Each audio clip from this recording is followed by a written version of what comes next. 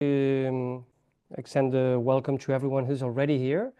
Okay, good. And I think I'm going to start by introducing myself, and I'll introduce the rest of the panel in a couple of minutes. I am Daniel Oliver. I'm director and founder of Capital Cell, and also a partner at an investment fund called Nada Capital. I have been investing in early stage biotech and life sciences companies for the last 10 years, actually 10 years in February. So I'm turning 10, just like my son, who's sitting there with tonsillitis. You're not seeing him. So welcome everyone to this panel. It really is a pleasure for me that this panel has been organized by Naida so efficiently. Thanks a lot, Naida, who's going to be sitting here on the technical sideline. And I'm really, really happy because we have, I think, a great panel. We have also a lot of people who signed up. And ahead of the debate, I've had feedback from people who were going to attend. I know that people are attending this one with real anticipation and enthusiasm. And I am myself extremely interested in seeing how we're going to tackle the three themes that we're going to talk about today, which have to do with the role of women in innovation, in finance, and at the end of the day, in power a little bit. So we're approaching it. And with this, I'm going to start introducing the panel because, it's 30 minutes past, so it's high time. And I'm going to quickly introduce our speakers today, starting with Dr. Brittany Barreto, CEO of FemHealth Insights, best-selling author of Unlocking Women's Health, connecting from Arizona. Thanks a lot for being here, Brittany. It's a pleasure. With Lorena Toda, is connecting from Spain, from Madrid. More than 25 years in the life sciences industry, and almost half of that in general management positions. Currently general manager at Fresenius Medical Care, and an investor and mentor in many, many startups. And of the three people in the panel today, you're the person I have invested with. So I have the pleasure of knowing you professionally as an investor. And I can attest to the fact that Lorena doesn't just talk about investing, she also walks the walk. And we also have with us, connecting from Norway, Chelsea Ranger, consultant, advisor, board member, and specialist in early innovation and startup commercialization, founder recently of Women in Life Science Norway. So thanks a lot, all of you, for being here. And we're probably good for you to introduce yourselves beyond what I just said. For maybe, is there anything you want to say about yourselves for half a minute or 1 minute? Brittany, you first, maybe? Sure. I am a PhD in genetics, a scientist by training. So everything that I do, I use the scientific method, having a hypothesis, collecting data, looking at the data without any emotion or ego, and then making a decision accordingly. And I've taken that training into my entrepreneurship. I was inventor of the world's first DNA-based dating app. That's a whole nother panel we can have, but that was actually my first company. Then I worked in venture capital. That's when I started to come across FemTech companies, i.e. women's health innovation. I became really passionate about it. And this was 2019. No one was working in the space yet. And so I really kind of established the industry with the first ever podcast. I've written the first book. I have the first community. We have a newsletter. And so today I travel the world talking about sex and gender in product innovation and investment. So I'm really excited to be here today. Thank you. Thanks a lot, Brittany. Lorena, maybe? Yes. I just want to say I'm surrounded by women. I have a lot of women in my team. I have a lot of peers as investors, investing in companies founded by women. I'm also supporting and mentoring a lot of women in startups. And we can see also in universities that we have more women in science and in tech university degrees. But still the question is there, why there are still less women leading companies, having startups, and investing in women, which is a provocative question that I'm sure we're going to go through later on. We'll get to the bone of that, hopefully. And Chelsea, yourself? Yes, absolutely. So a little about me. I'm a clinician by training. I've been working in the industry now for about 15 years, building startups, research commercialization at the universities, all the way up to sort of a pre-Series A within the health and life science space. I have a big love of female founders and a big love of everything women's health. So it was very natural for me to found Women in Life Science Norway. We have two sister organizations, one in Denmark, one in Sweden, who have already been existing for about 2 years. So we're the youngest of the three. But collectively, we represent about 550 women. And what we are working to do is to make sure that we are offering leadership training, board training, financial literacy training, mentorship, and also doing collaborations where we access data to really understand, have the Nordics checked the gender equality box, which I can absolutely tell you we have not. That's great. So you've already introduced the panel for me a little bit. Let's get to it. I'm going to start by introducing briefly. I have a really short presentation to introduce Capital Cell, just to tell you who we are. But I'm going to skip it because because I'm really bad at doing, publicity of my own company in the middle of other things, and because I think that we can just get to the heart of the matter. Well, the debate today is sparked by the fact that, as every year, Capital Cell, 1 minute of introduction, maybe. Capital Cell is a platform that channels private investors into life science startups. So we act a bit as a fund in the sense that we find and analyze investment opportunities, but instead of just giving them money, we help them publicize their opportunities on a sort of non-liquid stock exchange where investors can go select the companies they want to invest in and put money there. That means that we have been the first investment in startups and the first investment in biotech and life sciences for many, many people, actually for many thousands of people. And we're currently the largest private investor platform in Europe for life sciences and biotech, which still surprised me to this day, but I'm really happy that we are channeling about 25 million euros, mostly from small investors, small business owners, etc., into life sciences. One of the things we do every year is look at how what the figures say about 2024, and what we find on our record year. This has been 20% higher than any other investment year for us. We found that 20% of investors were women, which is about double what the rate of female investment normally is for our category for business angels. But it's the same figure since 2015. It hasn't moved. So it's not just that it's not 50%, it's also that it doesn't seem to be moving. And I can assure you that within the limited possibilities that we have, Capital Cell tries every single year to push to get more women-led companies into the platform and to get more investments from women.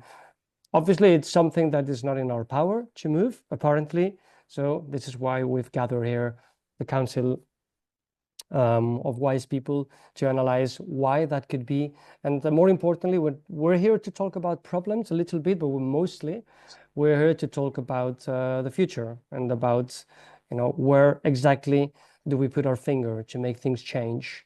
So I'm going to start with this. Female investment in the private investor space, business angels. It depends on whose figures you believe, but ranges between 11 and 24% in Europe.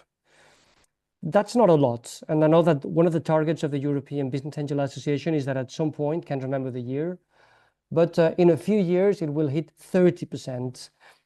So straight question, why not 50? Why is it not 50? And how do we get there? Who wants to start? Well, considering in the United States, women were not allowed to take out a mortgage or get a credit card until the 1970s, we are at a delayed financial stability mindset and actual experience in terms of women being investors, whether that be your grandmother. My generation didn't witness our grandmothers being investors, right? They were married to our grandfathers until they died because, actually majority of their marriage, divorce wasn't even an option. Rape within a marriage wasn't a crime. So literally we are just timeline wise in terms of financial growth for females. We're just literally at a delay. We're 30 years into financial literacy for females. So I'll start the conversation off there with it's a female empowerment and legal timeline. Chelsea, it looks like you agree. Yeah, I absolutely agree. I mean, I think what we've been looking at historically is that, almost every industry has been dominated by men and continues to be today. And when you look at what nepotism really is, I mean, you have these informal settings and informal networks where information sharing and experience sharing gets handed from one network or one individual to another. And if those industries are led by men and their networks are predominantly men, then you see how the trail of information transpires. So that's why organizations like ours keep, we're not obsolete. We don't have a reason to be obsolete quite yet. So that's how it works. And not only led by and consisting of men, but dangerous for women, right? Like it wasn't too long ago that it would be dangerous for a woman to think that she could go out drinking with a bunch of male colleagues and not be harassed in some capacity. I think that's actually a privilege that women experience today. What about you, Lorena?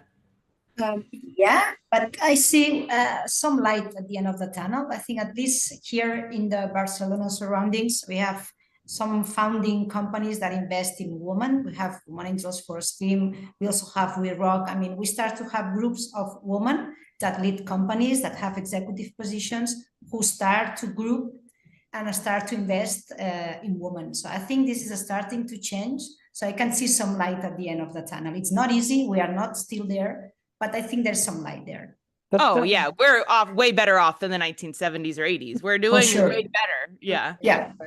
And I mean, I can speak a little bit for the Nordics as well, because I'm a little tough on the Nordics at times, and because we like to brand ourselves and having hit gender equality. But there are a couple of things that we're doing uniquely well. Actually, when you look at, for example, in Europe, 41% of women in the Nordics invest. I think that's really interesting. We've also actually had women's interest in EFTs has grown by 49% since 2022. And it's expected that in the next year, there's going to be 500,000 people who are moving into investing in EFTs, and the predominance of those are going to be women.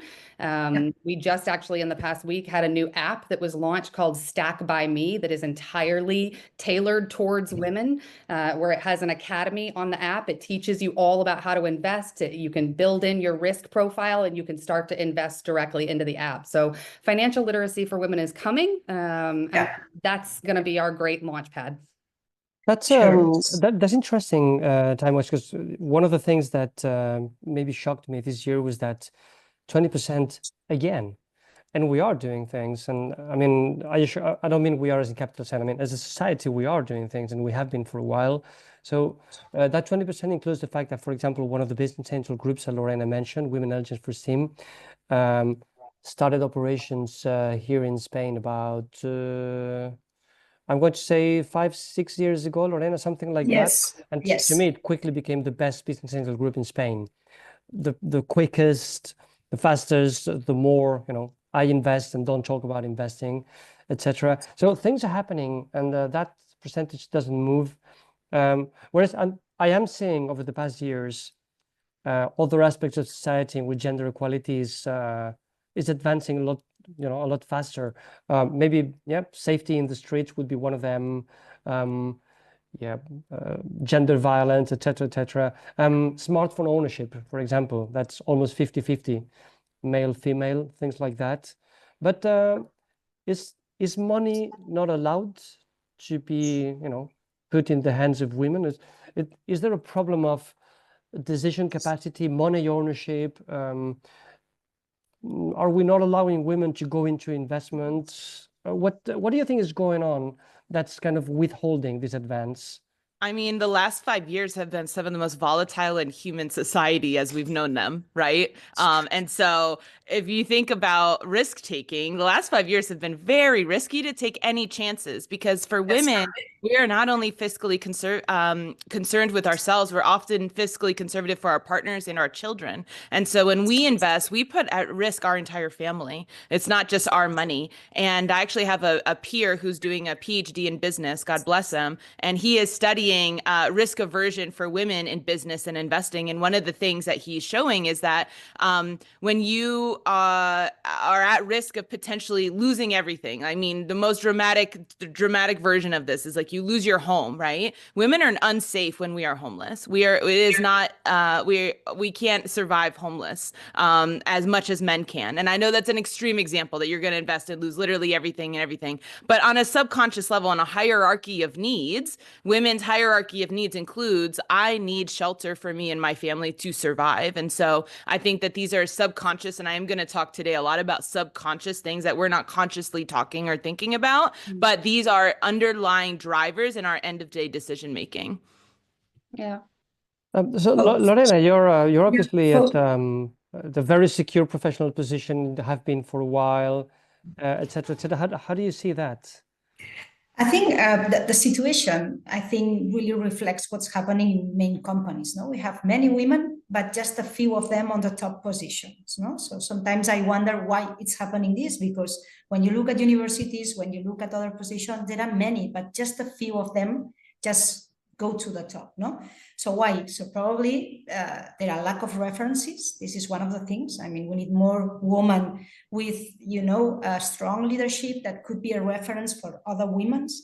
And I think something that happens is that, men tend, even that they don't know how to do it and what they will find, they do it. And women sometimes think that because they are not well prepared, because they don't know what the thing is going on, they wait. I mean, they wait to be invited, they wait to understand each of the small things in order to put the head there, and men probably go faster there, no? So, I mean, and this is something that probably reflects the society, reflects what happens in the positions, and probably it's the same that we can see in this female investment field, no? That we are not invited, so we don't invite ourselves, no? Because we don't exactly know what's happening there. I think we need to risk and we need to start learning. I mean, I start learning from zero. This is nothing that, as an investor, someone give me a book. This is how you need to invest. I mean, you have to start and then you learn from that. Don't wait. It almost sounds as if carelessness and thoughtlessness was an advantage in the world of business or politics. The number of careless and thoughtless male investors I know, 100%, I agree with you. Yeah. Well, and I think that's really interesting with women, right? Because statistically, we know that women actually over prepare for almost every endeavor that we get involved in. So I get a bit provoked, I think, when I hear that women are risk averse. I don't believe that we are risk averse. I believe that we are more calculated in how we take risks because the risks are bigger for us. And I also believe that because there are fewer of us in leadership and prominent positions, that a public failure for one of us is quite a demanding public failure for many of us. So we feel a larger weight in what we're carrying into the public sphere. So I think there's a lot of psychological risk as well as physical and financial risk. Do you think that maybe a certain attitude of, mimicking that, which is certainly very male, kind of, care nothing, almost psychopathic way of just going for it, and particularly for people who are managing the resources of others, be it public money or investor money, just saying, well, the heck with it, let's do that. Should maybe women adopt that a little bit more? Or maybe a little less psychopathic on that side.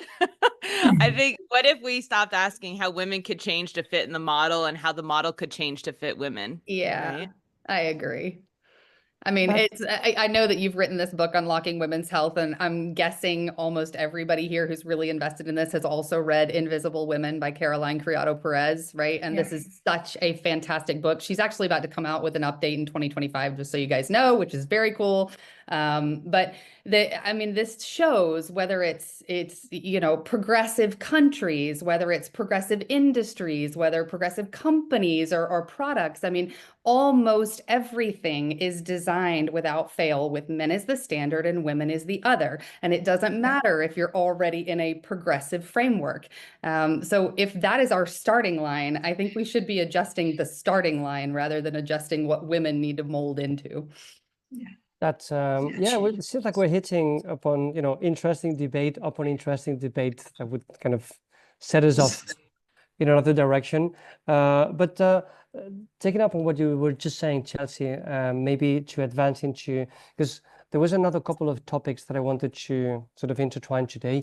The other one is women founders, and the other one is women's health. But starting with that, so women do found startups, and the statistics for different countries in Europe, I'm sure you'll tell me the one for the Nordics and for the US, but France, Germany, the UK, etc. It's about 30% of the life science startups are female-led, but they're just securing on average, actually Chelsea told me the figure the other day, between 2 and 4% of the funding. So it's a really, really tiny part of the VC, of the venture capital money that's going into female-led startups. So why is that? Why is this happening? Are there, I'm not throwing any theories. Lorena, you've been investing for a while. So you've been obviously throwing money in the direction of women preferentially because you've been in a group that was doing just that. Yes. But why do you think there is less money going to women-led startups? Yeah, it's a good question. And sometimes I wonder myself why. And sometimes I blame myself as a woman why we don't do it, no? Because it's quite strange that there are more men leading startups than women, no? Why? Probably it's the same reflect as other companies, no? Like what I said before, there are not a lot of women on top positions, no? So probably startups reflects the reality, no?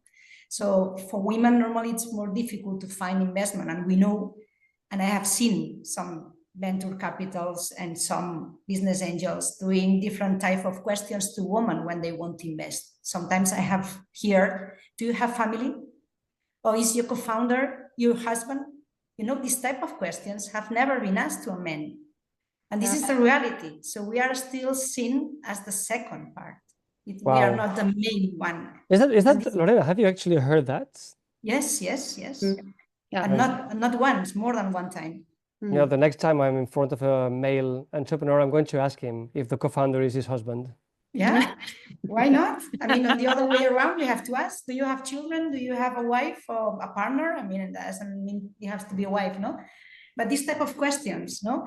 When you do this type of questions, at the end of the day, you understand nothing.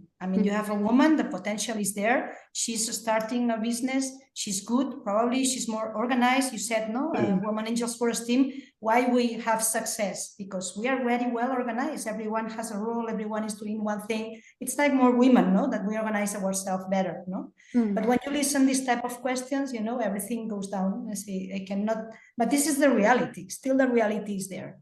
But it's actually, Brittany, Chelsea, maybe you can find some, because I know that investment is, it tends to be organized in a way that mega rounds, so a few operations make up for a lot of the funding.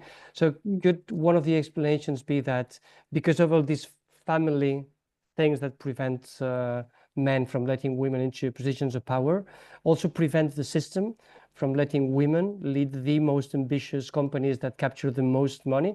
Could it be one of the explanations?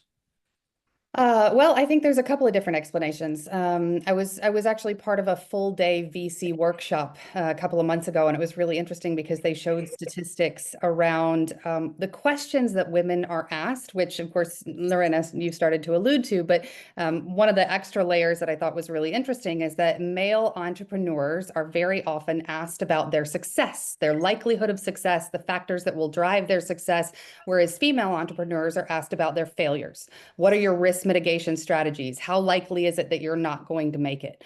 And I think that that's kind of when we talk about unconscious bias, there it is, right? So we walk into a room where predominantly those who are going to be funding our company potentially are men, and they're looking at us as a risky leader for the investment that they're considering. So, I mean, that's something that when we talk about unconscious bias, we have to, I would say that we should be putting mandates into investment firms to look at how we balance that. We can put mandates into research funding committees to make sure that there are equal number of women's eyes on what is going to be funded from research all the way into institutional investing. I think that's how we change it. Chelsea, I love that idea. And unfortunately, I have to bring up our current politics in the United States that any mandate that says that you have to have diversity, equity, and inclusion at the table is now literally illegal. It's literally illegal now. And so I've already known several female founder support groups and investment groups that have been sued and are actively in lawsuits where men have sued them for discriminating against men. And so I feel like a year ago, I would have been on board, co-signed your idea. And I still co-sign your idea, but now we have to be even more creative because DEI, diversity, equity, inclusion, is literally illegal in the United States right now. That is amazing. So, well, yeah, that is amazing. Anyway, it's a new world. We are, for the moment, we're in Europe. Obviously, come on over, Brittany. Not that this corner of the world has known, its ups and downs as well. So we've been there. Actually, my grandfather had to take to the hills and was in a prison camp. So it comes and goes. But anyway, going back to women-led entrepreneurship and investment. It's obviously the system is treating female founders differently, is giving them money differently, and is it also giving them opportunities differently? So when a project is looking for a CEO, because a lot of VCs actually put CEOs in charge of the projects they fund, are they looking for male founders naturally? Yeah. I mean, there's a couple of examples where you see investment groups really understanding the bias and trying to target against it. There's a Finnish investment firm called Innovestor that has actually just launched a future female founders program where what they do is they actually run regular programs with academics where they try and teach them how to found companies. And I think that if we actually have our funding groups taking those initiatives, we might be able to start balancing things. Yeah. So other solutions about that fostering female entrepreneurship literacy, positive discrimination, tax incentives. So what else is out there which is working? Because I understand that in the Nordics, things tend to be more in that direction. I don't know. Is it a social thing or is it a policy thing? Well, it's a good question here in the Nordics. I mean, in the Nordics, Norway in particular was one of the first countries in the world to implement gender mandates when it comes to public companies above a certain size. And that was actually in 2005. It got implemented in 2006. So now if you do look at our public companies within boards, 40% of those boards will be women. They have just, as of January 1st last year, started to roll out similar mandates for private companies. But this is where it gets a little tricky. So, I mean, we in Wild Norway were focused on the health and life science sector. There's never been industry-specific data that was gathered. So we worked with a company called Men on Economics to do that in this past year. And what was really interesting was that those mandates that are rolling out right now only apply to about 24% of the life science private companies, which means that 76% are going unregulated. So, I mean, while we do have steps forward, we also have steps that we could improve. Sorry, Daniel. No. I was actually going to ask you, Brittany. Go ahead, sorry.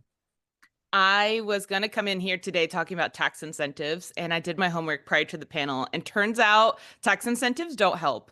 I've read all these reports about the state of Maryland in the United States, which reimburses investors up to 50% of their investment that they put into a Maryland-based startup and then lost. They can get a rebate for that via their taxes. There's also whole countries that actually offer that as well. And I think the most of them are 5 to 10 years old, and the research is showing that it has not not increased the number of investment, and it certainly has not changed the diversity of investors. In fact, they found that over 40% of people who took advantage of this were executives of that company that knew about this thing and were taking advantage of it. It wasn't inciting new investment. And so I'm going to throw out my tax incentive thing. And I'm actually going to, I was laying in bed last night and I was like, this is what I'm going to say. I'm going to say that I think we should abolish venture capital. I think venture capital it's a toxic world built and run predominantly by men, and that instead we should look at a model similar to grant funding for science. So grant funding for science, 30% of grant dollars goes to female scientists. Still not 50%, but 30% is a hell of a lot better than 2%. And so what you have is these experts who are researchers who are reading these grants. They're not getting pitched to. There's no blazer to wear. There's no lipstick to put on, right? They're reading scientific papers from these researchers about who to fund. And that has, I mean, tenfold from 3% to 30% increase the number of dollars going to female scientists. I think that we need to get rid of the middlemen. I'm a venture capitalist myself. I started Coyote Ventures with Jessica Carr, and I left after a year. I did not like the world of venture capital because you are pleasing the most powerful, richest people in the world called LPs, limited partners, and you're begging them to give you money, and then you're trying to figure out how you can pay yourself, and then you're figuring out which 10 to 20 companies you can invest in. I think that we need to get rid of venture capital and instead establish something that is where LPs are mandated or encouraged or something to put a percentage of their money into a pot of money of which experts sit at and read reports and read proposals, and also a little bit of like socialism where how about everyone gets a little bit of money and then prove it? You know, everyone gets $10,000 your first year in your startups, and then you come back with your milestones, and then we fund based on actual milestones accomplished versus who looked the best on Zoom and who was the best dog and pony show to get a $100 million funding round. So that's my radical idea. Get rid of VC, create a whole new system, because I'm done. I'm concerned about you, Brittany. I think you're going to be in jail by this time next year. I'm either going to be jailed or I'm going to get hired, Yeah. Well, as a male running a VC, I have my own opinion about what you say, which is surprisingly in agreement with a lot of what you said. But I think I was mentioning this statistic to one of you, I remember, and it's something that I cite in public quite often, that there is research showing that 1 in 5 workers in the financial industry have some degree of psychopathy, which in society at large is just 3%. So there is a certain concentration of certain types of behavior, for sure, among the people who are in VC. They're not all bad. Most of them are, but some of them are nice. I am nice. And one of my partners is. The other one, not so much. Lorena, can I ask, how are things on the corporate front? So what are large, because obviously a lot of the money that is invested in the world is invested by financial companies. But in life sciences, almost everyone is investing with big pharma in mind. So that's where the money is going to come from at the end of the party for everyone. What's big pharma doing to increase female presence in positions of power? You mean as corporate organizations, no? Yes, exactly. Yeah. I think in pharma, we see more female CEO. There are a couple of examples. In Spain, there are many. And I think out of Spain, worldwide, there are more women. I think it was a question of time. And I think they already not achieve it, but they are close to. But I think the problem in the life science is more on the tech part, on the med tech industry. Here, there is more a men tendency, because this is the kind of role that men adopted in the past. And there are few women there. No? In pharma, if you go to the university, there are more women. I mean, it's like medical students, no? Most of them are women. So it's a question of time, and it's a question of having references. And I think there have been some programs of mentorship where you can mentor someone that could have a potential development to jump into the next position. And I think pharma companies have done it quite well. In the medtech, we are not yet there, because probably if you look at technical universities, technical field, there are less women. No, in pharma there are more women as students, but in the medtech industry, We need to change this, no? I think we also have programs of mentorship. We also have, we push women, I mean, in order to expose, to present, and to show what they are doing, in order to see that there are women there. But honestly, we are less women as CEO positions, as top leadership positions in the medtech compared with pharma. It's not easy, but I think it's a question of time. As pharma, we are close to what they have done. That's true. There seems to be a lot more women in biology than in engineering. That's yes, true. yes. Which actually makes me move to the third area of conversation, which is women's health. So what are we doing on the scientific, half investment part? So women's health, meaning things, diseases and indications that belong mainly or exclusively to women. Is women's health underfunded? That's a trick question, because I think we know the answer. But so why is women's health underfunded if it is? And is there a rational market reason to fund women's health less than other things, or what is it? I'm sure, Chelsea, I think you have some research on that. Brittany, I think you have pretty solid stuff there. Throw some data at me. There's some data at you. Well, I mean, Brittany, I think we're going to be pretty neck and neck on where we go with this, although you've got the book. You know, I mean, women weren't even allowed into clinical trials until the 1990s. Predominantly male mice were used in animal research until the 2010s. So, I mean, we have so fewer answers when it comes to the basic cellular biology around women than what we've had about men for decades, right? And as Lorena can allude to, you know, what you put out onto the market, it's predominantly made and dosed for men, predominantly tested on men. So when it comes to whether or not women's health is underfunded, women's health is barely existent as a field right now because we have improperly defined it, funded it, and promoted it since the dawn of medicine, right? So yes, the definition of women's health is anything that uniquely or disproportionately impacts women. That is the one thing that we need to be focused on.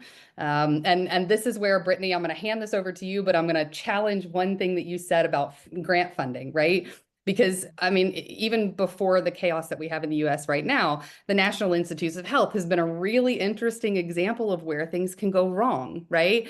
You had only 11% of the 2020 budget went to women, right? And even in diseases like, for example, Alzheimer's, where we are 80% of the patient population, right? And the National Institutes of Health put $2.4 billion in 1 year towards Alzheimer's research, and only 12% of that was dedicated to women, even though we are 80% of the patient population. So this is where I say, yes, more grant funding, more research bodies, so long as the reviewers are half women.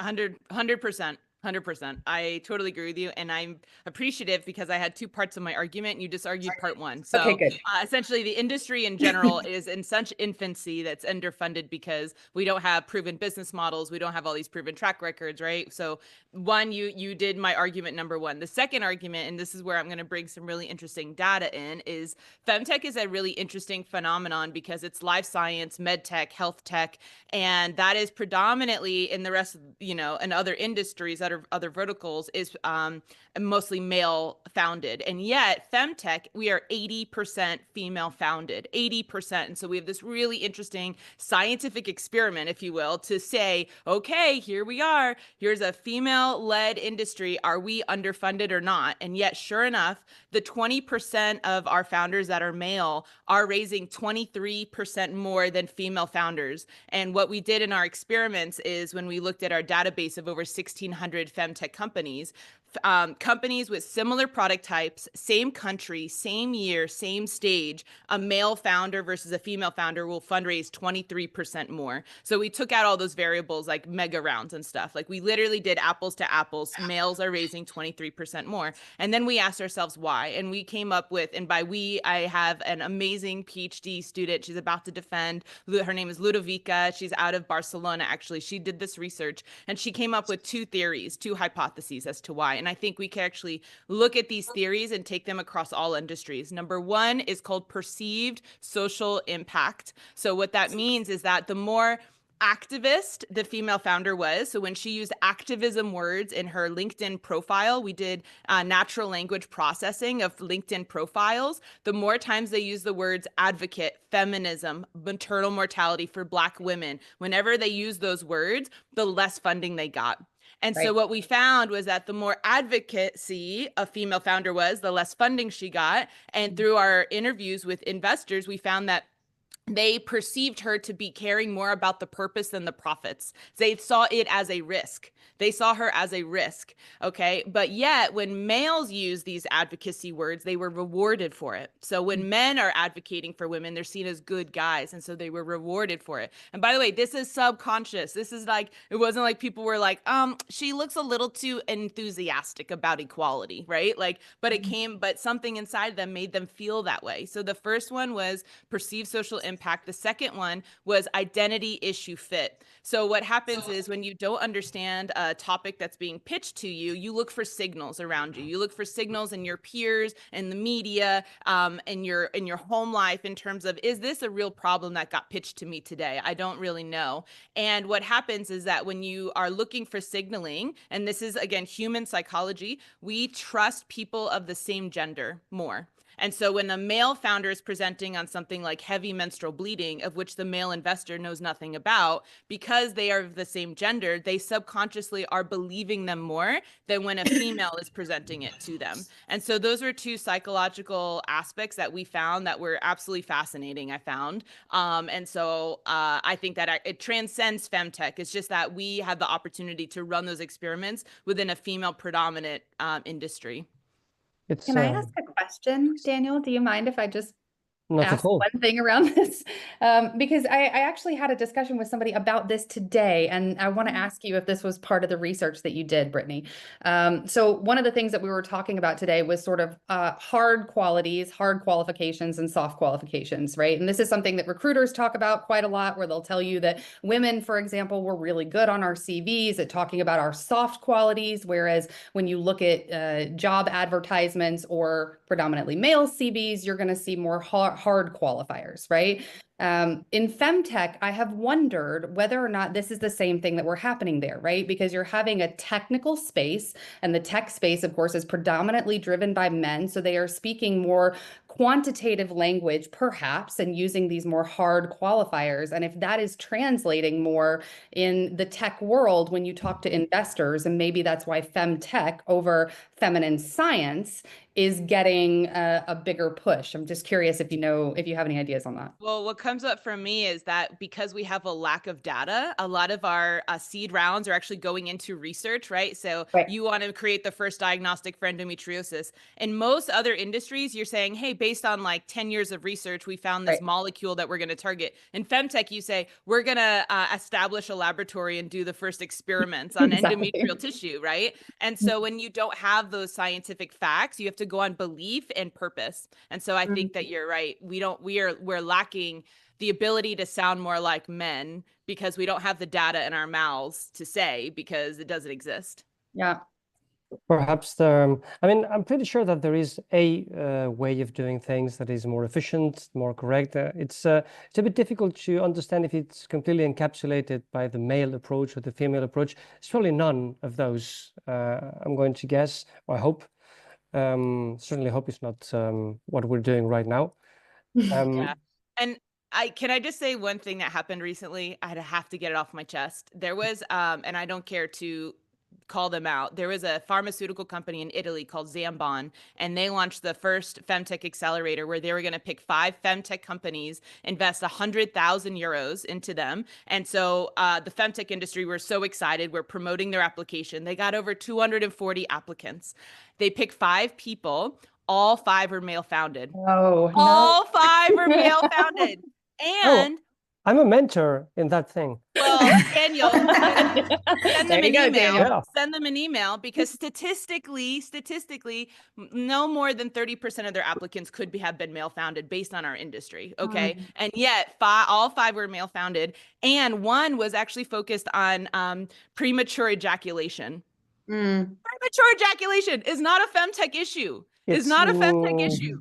Although I have actually heard a company pitch at Bio Europe in November that is a startup working in the biotech space for premature ejaculation. And I have to tell you, it was one of the most brilliant stories that I'd ever heard somebody pitch, because what he talked about was the impact on women and the impact on marriages. And it was just so smartly done. I have to say they won the startup competition.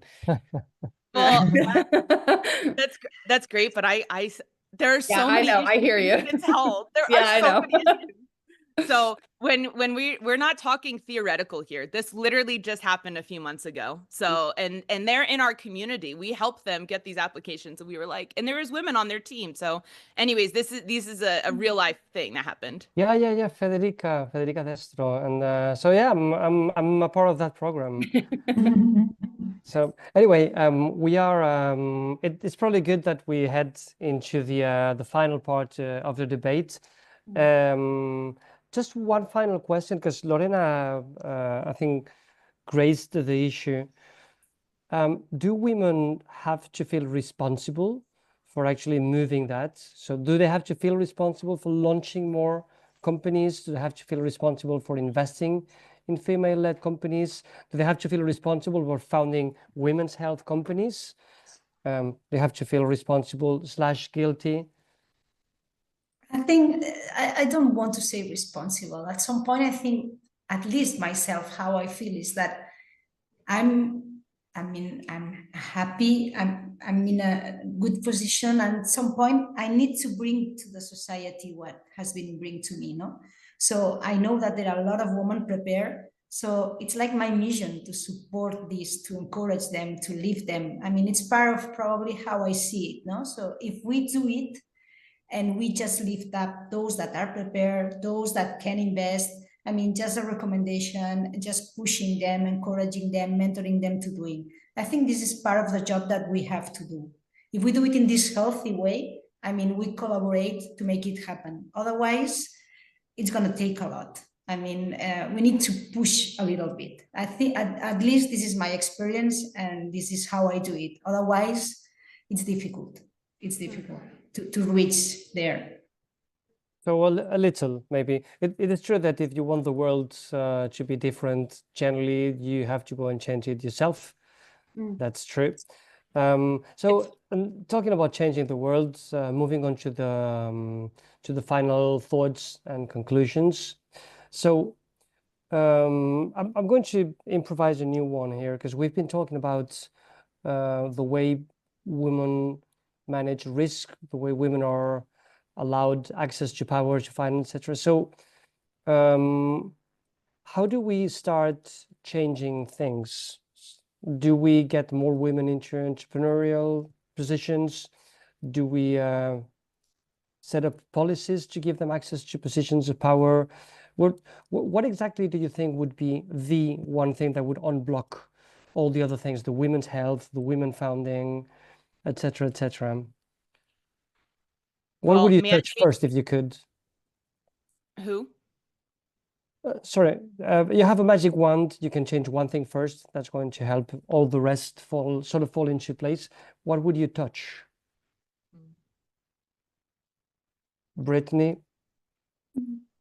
It's so tough, because my magic wand would have said something different, which is like mandating females at the table of decision making, and mandating female founders in your portfolio, and mandating FemTech solutions in your healthcare portfolio. And today, I know, like, and yet today, I don't think we're gonna be able to create these types of mandates. And so, I mean, I want to hear. I don't know. It's going to be really challenging. Maybe you have already something in your minds. Yeah. Sorry. Go ahead. Yeah. No, I was thinking about having more women investing. No, at least there are many women that they are in high positions. They know how to do it. I mean, if we start to encourage them to invest in general, not only in women, they will discover this. They will be there. And they will recommend, they will lift others. I mean, the investors is a really men's space. I mean, this is where I think there are less women. So we need to have more women there. And then I think it can flow, no? I don't say that we don't have entrepreneurs. We also have, but we need more there for sure. But I think from the investment point of view, we need more women there on the tables where decisions are taken. If we put more women there, I think change can start. Change will be there. I'm actually I'm gonna pop in and say, you know, if you look at the entire history of every developed society, every religion, every political structure, whoever controls the money decides the priorities. So that is hands down, I think that's where it is. Whoever controls the money controls the priorities. So, I mean, I think from an organizational standpoint, wearing that hat, I think financial literacy training and getting in the rooms where they understand how to talk about and how to utilize their money, that's how we start to change things. I think I'll just say, I want more money, more women with more money making these decisions, but I just hate the ask of telling them that they need to go into venture and try to change it in there, right? You know, like for me, it's like, let's make a new table versus like get more women at the table, make a new table, you know, that's based on our rules. I think FemTech is a great example of an industry built by women. We have an awesome community. You know, I've worked in other industries where there's competition and secrets and this and that. And FemTech is just this like sisterhood of women who just want to make awesome, cool tech and like save lives, you know. But a lot of this is happening in the financial world as well. If you look at many of the angel groups that are starting to develop, at least I know of two already that we have in the Nordics that are only women investors coming to invest together. They do training programs together. They make sure they're all under the same mandate and all under the same starting line of understanding what it is that they're doing, but then they do co-investments. I think that's the new table. Yeah, sure. Sorry, Daniel. No, that's perfect. Doesn't mean we don't want you at the table. Look, I'm happy to be out of the table actually. The investment world is a bit particular, and definitely I like what you said, Lorena, if I understood it correctly. More women just, you know, throwing themselves at it, entering it, doing, investing, learning, investing in startups, investing in the stock exchange and whatever, but trying their hands a little bit more at throwing money into things and seeing what happens, which I think is mostly what people in the financial world do. They just try things and then see what happens. So last question, and obviously the last question can be another. There's a lot of positives in the last few years. We've touched on a few of them. There was one that I did completely forget to mention. So the women's health actually is one of the areas where venture capital has grown the most over the last year. Currently over 314% in the last 6 years. So there's a number of things that are going up really, really rapidly. And what do you think that we're going to see over the next couple of years that are really going to give us a positive vibe about the role of women in finance and entrepreneurship? Well, there's some really big, successful femtech companies that are going to exit or IPO in the next 5 to 10 years. And so I anticipate a lot of the leadership at those companies will put their money back into femtech, and we'll have our own kind of cyclical system starting to happen. And also we need some, I mean, we actually already have over 180 exits in women's health. People don't realize that, and of which 7 have been billion-dollar exits. But now that we're on the main stages talking about femtech, when we have these big wins, balloons will fall, more money will be thrown because people love a good story and a good party and momentum. So that's what I'm excited about. Yeah, so I think we're all looking forward to a few more success stories in the investment space, and particularly in femtech for sure. I don't know, Lorena, what do you think that's going to give us a positive outlook on the next few years on this subject? I'm quite positive as being, but I think we will have more success stories, as Brittany said. I'm pretty sure, because there are many there that for the next years they will be as a success, so we can have more references there. More startups founded by women, because if you go at the universities, I said before, in the medical university, in the pharma, in the biotech, there are more women. And it's not only about being in big companies or just being in the pharmacy or being in the hospital. So we see more people that when they leave the university, they start to found a startup. So if there are more women, probably more women can do it, no? And then probably more women investing, because if I see in the surroundings of Barcelona and Madrid, there are small groups that start as business angels investing in companies, and there are mixed groups. I mean, not only women, but there are more women starting to be part of these groups. So we will have more women there. So probably more women will start to invest, so we can revert the situation that we were talking before. No? So I'm quite positive that the scenario is going to change. Oh, and Chelsea, I think you get the last bit of the debates. That's nice. Yeah, I mean, I think one of the things that I'm really excited about is the idea that data begets data, right? So as we're moving forward with different clinical programs right now that are investigating into new science and new biology that hasn't ever been understood, the more we understand, the more we have questions that we can ask. And it snowballs from there, right? So I think the women's health space only has room to grow. I think the understanding of our bodies only has room to grow. So that I'm very positive about.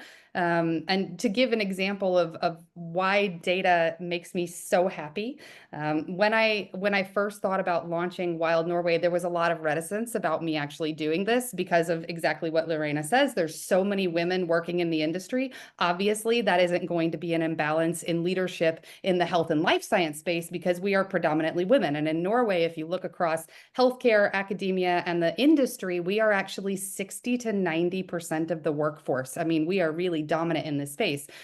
But then when we actually did the investigation, what we found out was that 13% of chairs are women, 21% of board members are women, 19% of CEOs are women, 20% of founders are women.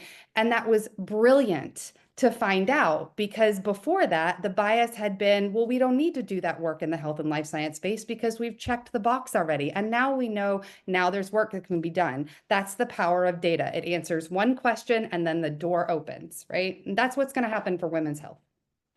Sure. That all sounds amazing, and I think that I would like to ask a few more questions, but we're already way over time, and it's been hopefully it's been as interesting, definitely as interesting as I expected, and I hope that everyone found it informative. I've certainly learned another couple of things, and I've already spoken like half an hour with each one of you. So hopefully people found this very interesting. I'm going to ask permission to Naida. Naida, are you still here? I'm going to ask permission. Naida, can we maybe get a couple of questions from the audience, or are we really bad for time? We're kind of bad for time, I have to say, but I'm loving it. We talked just keep going for a while. So can we perhaps have a couple of questions? So if you want to ask questions, you can use, there's a Q&A tool at the bottom. We already actually have one question here, or you can maybe write it in the chat. So there you go. More men like Daniel. Well, thanks, Brittany. That's nice.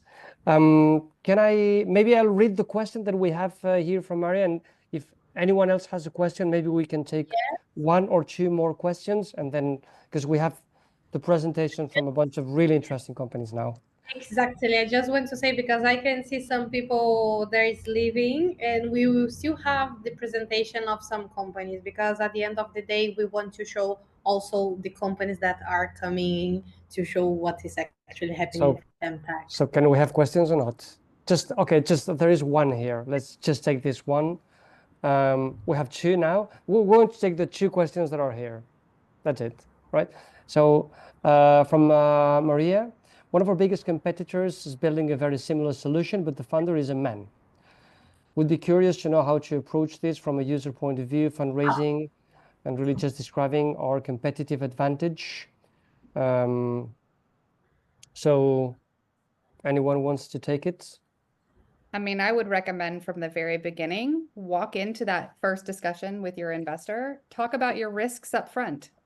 here is the problem. Here's how we've proven it's a problem. Here's the solution. We know somebody else is already doing this. Here are all the ways that we're potentially going to fail. Here's what we're doing to mitigate that risk up front.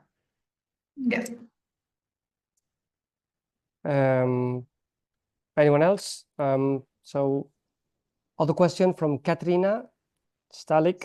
What's your advice for someone new to the space looking to break into venture within FemTech?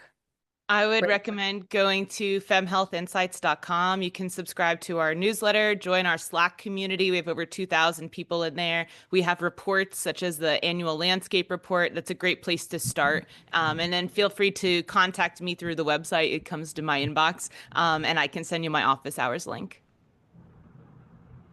Another, I would say don't go into venture. Be careful. But and so with these two questions, there might be a few more questions into the chat, but we really don't have time. We'll just direct it to the panelists. So thank you to the people who ask more questions. We'll just redirect them to the panelists, and you can perhaps contact by email in the coming days.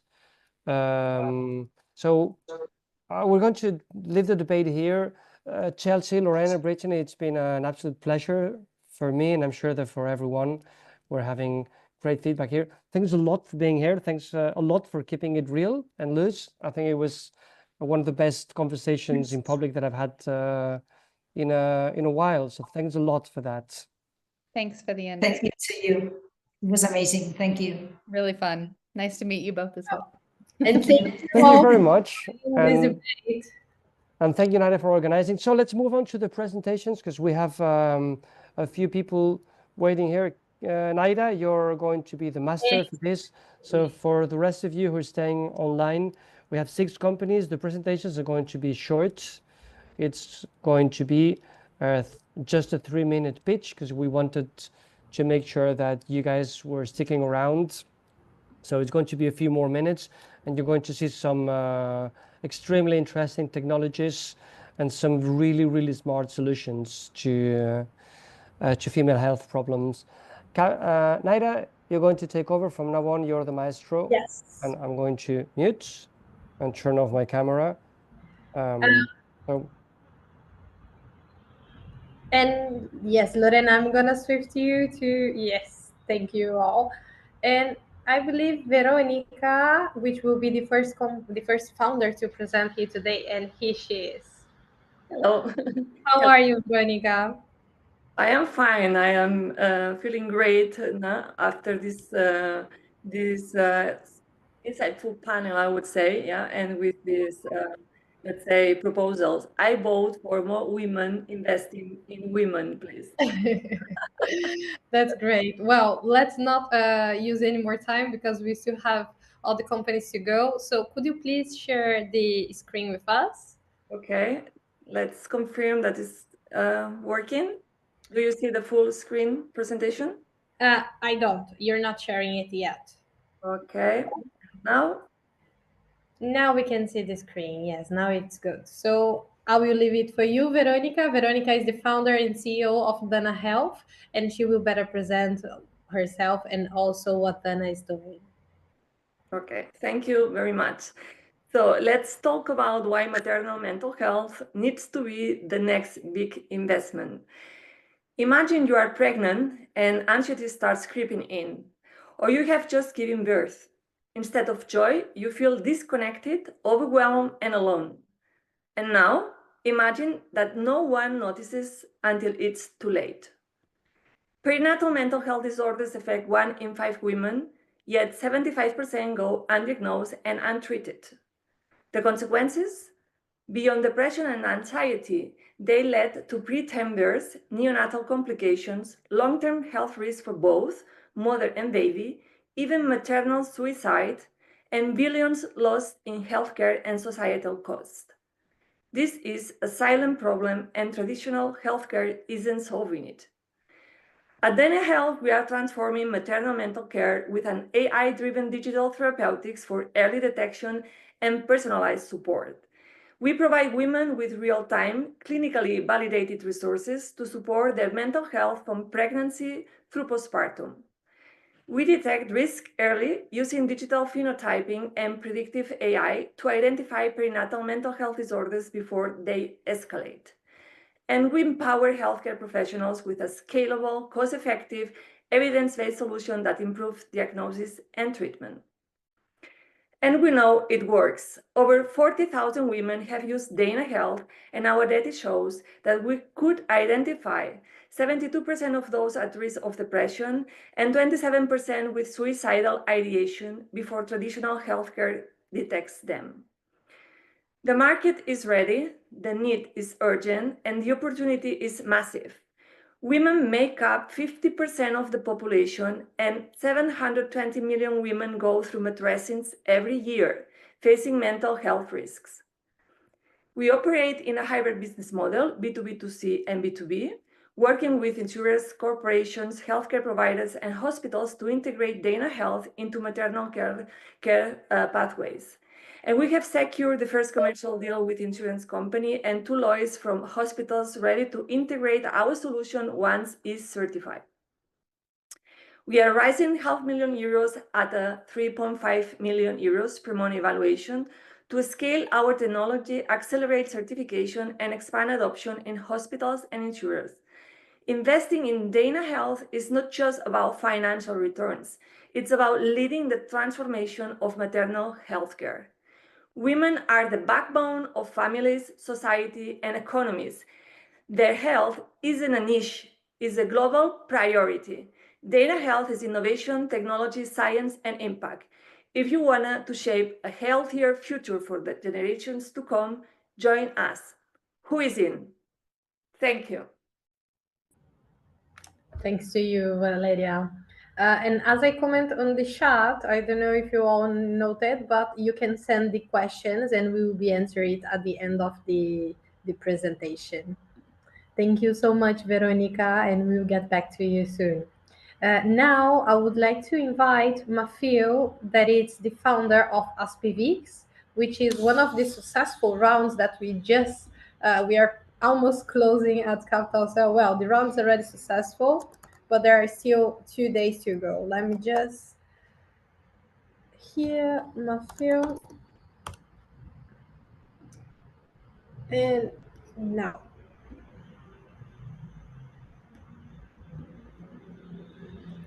Hello?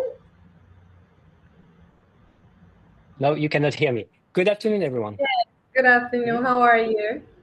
I'm good. Thanks a lot. Thanks for the panel as well. It was great. Great to hear. Very fascinating. Yeah.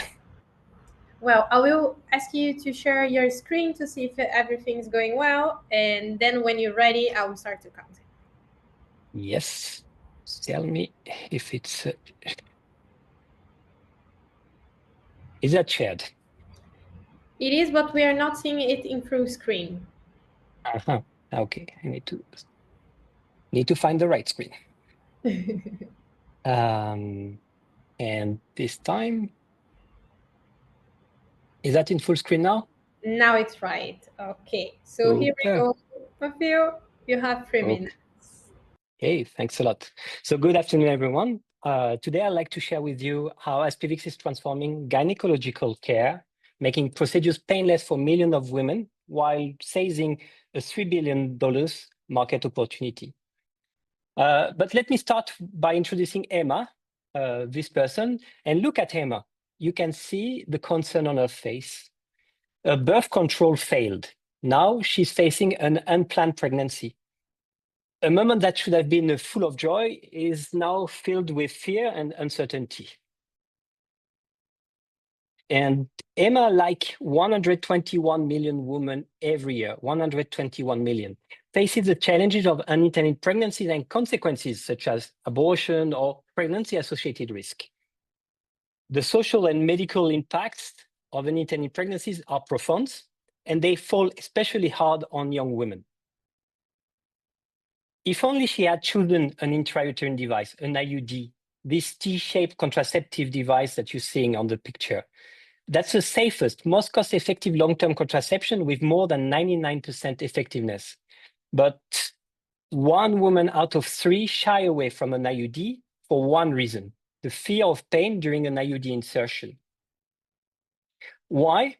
Because doctors still rely today on a painful century-old tool, this cervical tentaculum, featuring sharp hooks to grasp the cervix during IUD insertion. It's causing systematic pain and bleeding to patients. And at Aspivix, we have a solution that's named CareVix. It's a pain-free, soft suction-based alternative to the traumatic tenaculum. It integrates easily into existing procedures, making adoption easy for doctors. CareVix is also a single-use suction-based device. It's also authorized in Europe, in the US, in Brazil. It's more importantly, clinically proven. It's probably the only one which is clinically proven for cervical stabilization. And through a 100-patient multicentric randomized control trial, it has been proven that we reduce pain by up to 73% and the bleeding by 83%. CareVix has also been used in routine across 25 centers, 8 countries, more than 1,250 successful cases, proving also its impact in real-world settings. And with these benefits, CareVix is gaining recognition, of course. It's been featured on the US TV shows, highlighted on the front page of the New York Times. We have secured a co-marketing agreement with Bayer, which is the largest IUD manufacturer in the world. And we have been named as one of the best invention of 2024.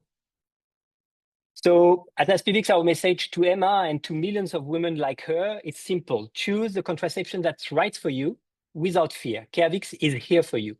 Aspivix is transforming gynecology and the market is ready. So today, Aspivix is raising funds to scale CareVix across Europe and US. So it's time to invest in the future of gynecology. Join us. Thank you.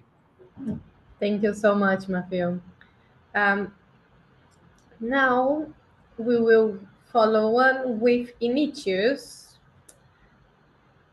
Thank you for the great pitch, Matthew. I will get you back to the audience.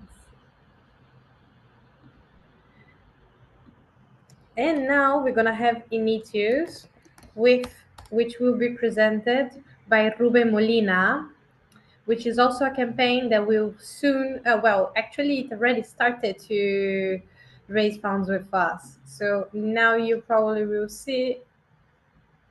Ruben, can you hear me?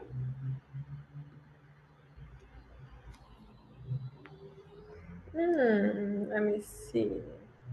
Oh, now we can. Technical problems. Technical problems. Yeah.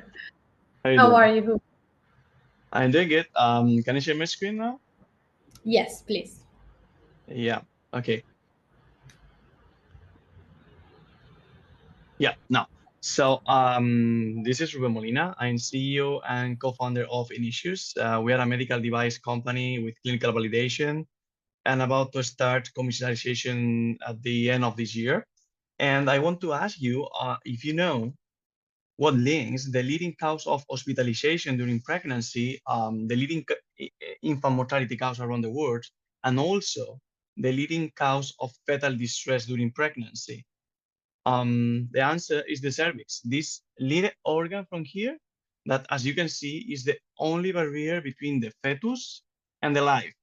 And for centuries, physicians have been trying to understand it with no results. And since the 90s, they have been using for assessing the cervix transvaginal ultrasound, digital examination, or inaccurate biomarkers. And well, it's not working because every year more than 35 million of pregnant women gets affected by either a pitch in labor or an induction of labor process. And you need to know that 1 out of 3 women of this population will receive a misdiagnosis. That means that every year, more than 10 million of women receive an incorrect diagnosis, which is directly translated into maternal and neonatal morbidity, maternal and fetal mortality, and fetal distress. So my co-founder, an OBGYN from the south of Spain, saw that and built this solution for here. Is built from physicians to physicians.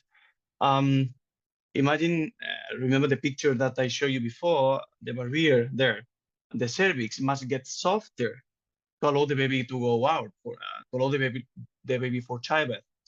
And so basically what we do is to measure how soft is the cervix with this intravaginal probe from here. We have demonstrated that it's more accurate than ultrasound and more replicable between users than ultrasound. And we provide the doctor with a number, which is a mechanical parameter, but we don't stop there. We don't stop at quantifying the cervical tissue softness. We introduce the mechanical parameter into an artificial intelligence model with other variables of the clinical history of the patient. And what we provide to the doctor is actually an assessment. And depending on the indication, the assessment have one shape or another. So we are targeting 3 main indications: threat and preterm labor risk assessment at emergency unit, preterm labor risk prevention earlier on the pregnancy, trying to avoid this threat of preterm labor. So the second indication target is 20 weeks of gestational age. And the third one is the opposite, induction of labor process assessment. So after our clinical validation in more than 10 hospitals and 400 patients, we can assure that we can reduce in 30% the hospital admissions of unnecessary hospitalizations, reduce by 22% the number of patients that will receive corticoids and tocolytics treatment. If we are able to implement our screening test earlier on the pregnancy, our target is to enable early treatments and monitorizations so we can reduce the global preterm birth rates. And talking about induction of labor, our goal is to reduce in up to 48 hours the induction of labor interval, reduce in more than 24 cycles the oxytocin per case the process, and also the post-term emergency C-section ratio in 50%. I cannot show you everything here in 3 minutes, obviously, but we are live in Capital Cell. So you can check all the details about our product, the company, the team that we are, and where we are. And also, you can also be part of our company. You can invest now through Capital Cell. And now in our private campaign, you can get 50% discount over the company valuation. Thank you so much. Thank you so much, Ruben. It was very nice pitch. And the follow pitch that we will have today is AKIRA. It's AKIRA Science, and we will have Álvaro Morales, which is the CEO of the company, presenting it.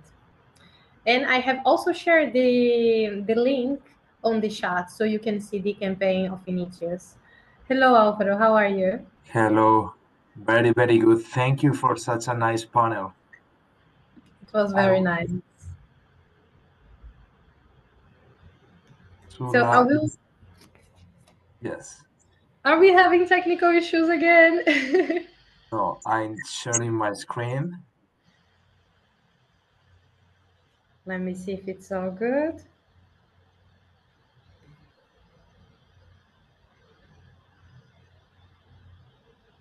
Can you see my full presentation now? Now we can see it. So I will leave and start the time. Perfect. Thank you. Before I begin my presentation, I would like to make a question to all the audience. Do you know how many women were diagnosed with breast cancer in 2022? 2.3 million. As you can see, statistics are not more positive, and it is estimated that more than 3 million women will be diagnosed with breast cancer in 2030. That means that during this 3-minute speech, more than 15 women will get diagnosed with breast cancer. But of course, we have good news, and thanks to the progress in early detection, up to 88% of the cancer diagnosis have a tumor size comparable to this grape. However, only 16% of breast cancer survivors go for breast reconstruction after lumpectomy or breast conserving surgery. But why is that happening? To show you why this problem is happening, I need to show you the story of a real breast cancer survivor, Emily, 40 years old, 2 years fighting breast cancer. After Emily fight cancer, the only thing that she wanted to recover was femininity, her physical and mental health. As hundreds of thousands of women, the only option available for them is the use of silicone implants. The reality, well, just 1 year after the implantation, the implant broke, producing an infection. This, with other side effects, as pain, rupture, and lymphoma are happening to more than 50% of the patients that use silicone today. And even if everything works well, this is not a lifetime solution, and each implant needs to be replaced after 10 years. But let me show you what we have done in AKIRA Science. What if I tell you that we have done a new technology to remove the use of silicone and complex surgeries? Our technology is based on printing a unique biomaterial that has three main functions. The first function is to fill only the cavity that is left after breast cancer has been removed. The second function is to provide the best environment to the cells, to regenerate and build new and natural tissue. And the third and the last function is basically to disappear and to degrade, leaving all the empty space into new and natural tissue. This is possible thanks to our unique biodegradable, biocompatible, and sustainable material that has been developed for the last 7 years at research. But of course that this is not done only for patients. This technology is designed for every surgeon and for every hospital.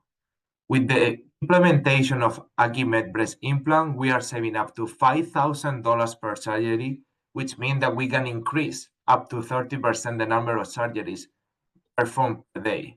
This means that surgical time is reduced 40% because we are minimizing into one single surgery. And this, our business model is based on sales, directly the medical device, $5,000 per implant, targeting more than 3 million patients each year.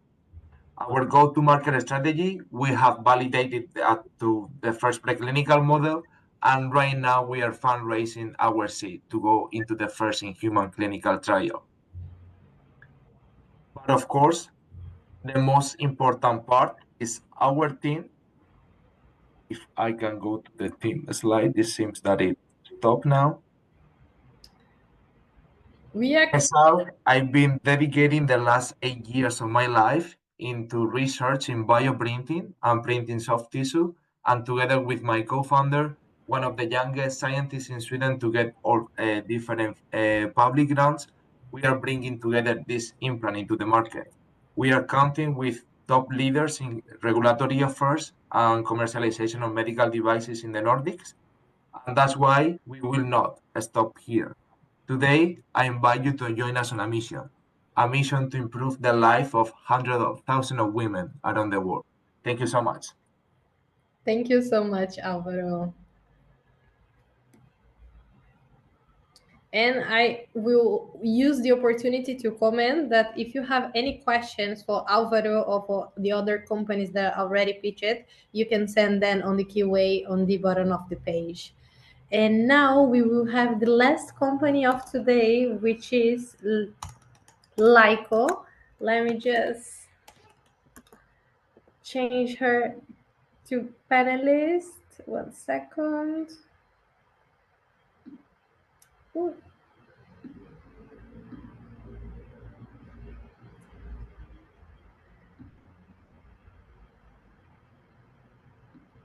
Okay, and now I'm having some issues here. Alvaro, I'm gonna switch to you for the audience again. Perfect.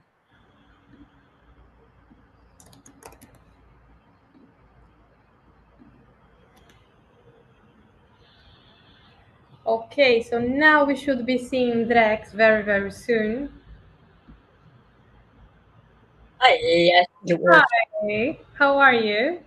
Good, thanks. I'll share my slides, I think, right? Yes, please. It's the last speech of the day, so we cannot. Now we can see it from full screen. So, well, Yeah. the stage is all yours. Great, thank you very much for having me. Hi, I'm Dibertje, co-founder of LAYCO, and by 2032, we have saved 500,000 stillbirths, prevented a similar amount of uterine ruptures, while also reducing the impact on the environment. And I'm going to tell you how. I started on this mission in 2018 when I was working as a biomedical engineer in a referral hospital in Kenya. And every day I walked to my hospital, I passed these graveyards full of discarded medical tools. But I only realized how serious this problem was when talking with my friend, Dr. Blair, who told me, today, a woman died beneath my hands while I knew how to save her. I didn't have the right resources. Over 80% of all pregnancy and birth-related deaths are preventable, yet the right level of care is often lacking. The problem? Disposables. They are costly, rely on a fragile supply chain, and have a huge impact on our planet. And this problem is evident in vacuum extraction, a life-saving procedure at birth. A case study in Uganda showed that an increase of vacuum extraction usage of only 2% led to a decrease of stillbirths of almost a quarter. But the current options are outdated. The gold standard is a disposable, and while there are reusable alternatives, they are not user nor patient friendly. And that is why we have developed Vela, the first reusable user and patient friendly vacuum pump. It took our team 3 years of extended engineering, together with over 200 end users worldwide, to develop 2 patented technologies. The result is advanced technology disguised in simplicity. It's a simple vacuum pump which can safely be reused up to 100 times, reducing cost for a Dutch hospital by 25% and reducing waste by 98%. We see clear interest in Vela. 5 Dutch hospitals have already committed to purchase Vela and participate in our paid pilot by the end of this year. 16 distributors worldwide have signed LOIs expressing their interest to sell Vela, and we received great interest from huge organizations like UNFPA, UNICEF, and WHO. The LAYCO team exists out of an ambitious team with complementary skills, and we are advised by a great advisory team in obstetrics, R&D, quality assurance, and business development. This January, we successfully passed our ISO 13485 certification, and at this moment in time, 2 of our engineers are at our production sites. We're at this moment of time raising 2 million to finalize production, finalize certification, perform a pilot study, and obtain FDA approval. So, do you want to join us on our mission to save lives in the planet? Please let me know. Thank you so much, Drex. That was very nice. And I said that that was the last presentation, but I noted that I missed a company, very, very important as well, of course. We still have Marco de Boer, which is the CEO and founder of Predica Diagnostics, that will be presenting his idea. So let me just send her as a panelist. And Drex, I will send you to the audience again, okay? Thank you so much. Thanks. Thank you so much.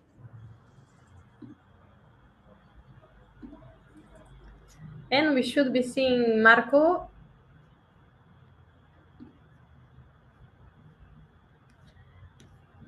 Marco, Can you hear me, Naira? I'm trying to get online.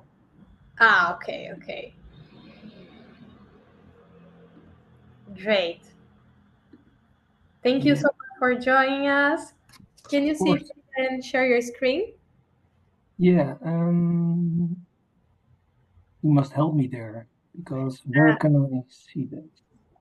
On the bottom of the page, you can see that there is a green sign that you can share your screen. I'm doing it now.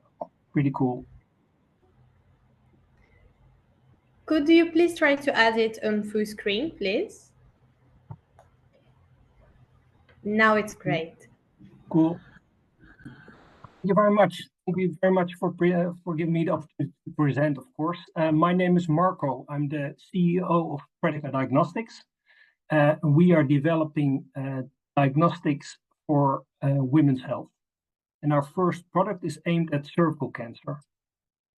Cervical cancer is caused by the human papillomavirus, and 1 in 5 women are or will be infected with HPV.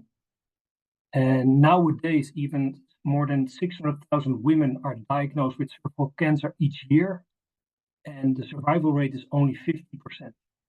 So it's really important to get vaccinated and screened for cervical cancer. And there's an issue here because current screening systems are composed of 2 steps. The first step is a primary PCR to detect any HPV in a cervical scrape. And all HPV positive women are then subsequently analyzed using a pap smear. And the problem here is that there are many HPV variants, so there are many HPV positive cases, and the pap smear is not very specific. So lots of women need to go to the gynecologist for colposcopy. What happens is, for example, in Holland and Germany, still every year more than 2,000 women die of cervical cancer. There are more than 500,000 false positive cases and more than 500 million euros in unnecessary healthcare costs. So what Predica is currently doing is that we are developing what we call the CervicIDX test. And with this test, we want to prevent a lot of colposcopy cases. So we want to have a better prediction of cervical cancer risk, saving lives, and of course, saving lots of costs and worries for women. So how does our technology work? We have developed a test that is based on circular DNA probes. And with these DNA probes, we can capture the RNA from the HPV virus and from cancer genes. Our readout is sequencing. So we get sequencing data of HPV and cancer genes. And we have developed our own software and machine learning in order to predict the cervical cancer risk. Well, I know it sounds very technical, but in general, is what we do is that we measure the gene activity of HPV and oncogenes. We have our own RNA sequencing database, and we have machine learning programs to make an expression profile. Based on this expression profile, on this fingerprint, we can then establish cervical cancer risk.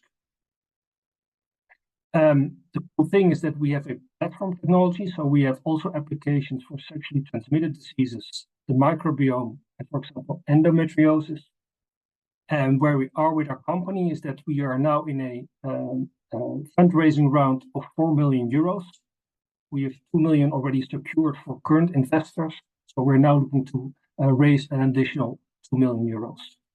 And with this investment, we will bring our product to IVDR-CE and subsequently start marketing in the major European countries and in the US.